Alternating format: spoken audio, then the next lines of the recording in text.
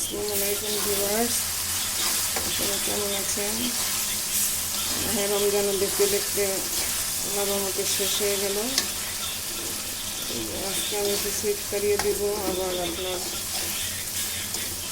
বিরিয়ানি রান্না করতেছি, এটাও পাঠাবো, আপনাদের সাথে শেয়ার করবো ইনশাল্লাহ। তেল দিয়ে দিলাম, পেঁয়াজ রসুন দিয়ে দিলাম,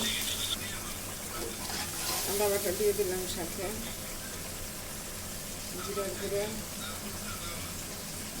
ধনিয়ার গুঁড়া, মরিচের গুঁড়া দিয়ে দিলাম,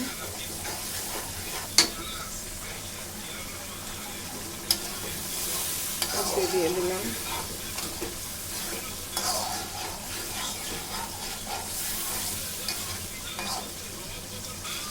সাথে বিরিয়ানির মশলা দিয়ে দিলাম।